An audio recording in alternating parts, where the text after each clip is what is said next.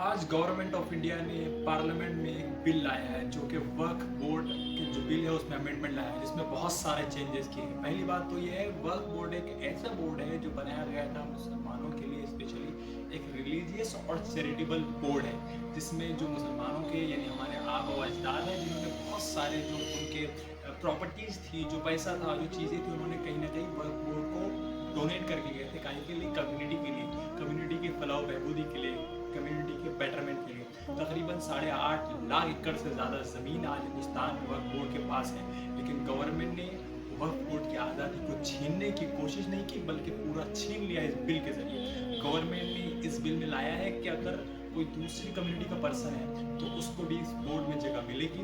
दूसरा, महिलाओं को इसमें अनिवार्य कर दिया गया है। तीसरा, कि मुस्लिम में अलग अलग जैसे सुन्नी, शिया और अलग जितने लोग पाए जाते हैं, तमाम में से कोई ना कोई एक एक पर्सन हर जगह से वक्फ बोर्ड को दिया जाना चाहिए।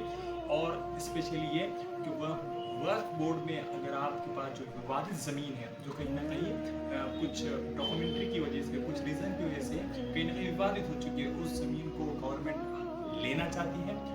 और इन तमाम चीज़ों की अपडेट्स और हर चीज़ को जो गवर्नमेंट ने बताया उस बिल के मुताबिक वो कलेक्टर को, डिस्ट्रिक्ट के कलेक्टर को अपडेट करना रहेगा। लेकिन इससे जाहिर क्या होता है कि सीधे सीधे तौर पर गवर्नमेंट ऑफ इंडिया चाहती है कि एडमिनिस्ट्रेशन के थ्रू, कलेक्टर्स के थ्रू बोर्ड को चलाना चाहते हैं और अपने कुछ स्पेशल लोगों को इस बोर्ड में घुसाना चाहती है, जो कहीं ना कहीं मुसलमानों की आज़ादी को छीनता है। ये तो कॉमन सी चीज़ है। एक चैरिटेबल ट्रस्ट है, एक चैरिटेबल बोर्ड है और रिलीजियस बोर्ड है। गवर्नमेंट का काम ही नहीं है उसके अंदर आना और उसके अंदर अमेंडमेंट करना। कोई ज़रूरत नहीं थी इस अमेंडमेंट की, लेकिन गवर्नमेंट आती है। क्यों? क्योंकि हर बार अगर इलेक्शन में उनको ऐसी हालत मिलती है जहाँ कहीं ना कहीं हार का सामना करना पड़ता है, या तो फिर ये टकराते हैं, वहाँ पे ये हाथ पकड़ लेते हैं या फिर मुसलमानों को इस्तेमाल कर लिया जाता है। अभी महाराष्ट्र में और हरियाणा में इलेक्शन होना है, कहीं ना कहीं ये चीज़ें उस पर इफेक्ट डालेंगी। पूरा विपक्ष उसका विरोध करेगा और कहीं ना कहीं एंटी मुस्लिम जो छवि है वो बनेगी बीजेपी की, जिससे क्या फ़ायदा होगा? गवर्नमेंट को फ़ायदा होगा।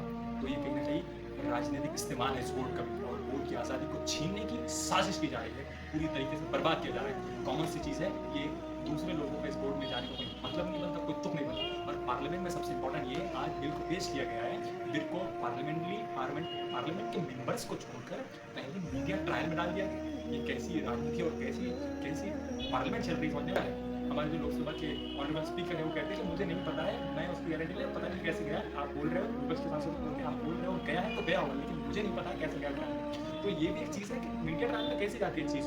लेकिन हाँ, ये बिल लाकर आज़ादी को छीना जा रहा है, हुकूक को छीना जा रहा है और वक्फ बोर्ड को कहीं ना कहीं हटवाने की साजिश की जा रही है।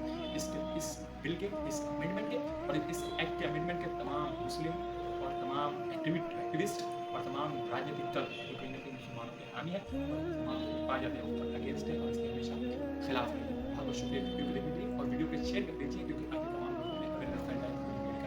हमारी प्रॉपर्टी को कहाँ से कहाँ तक ले जाया जा रहा है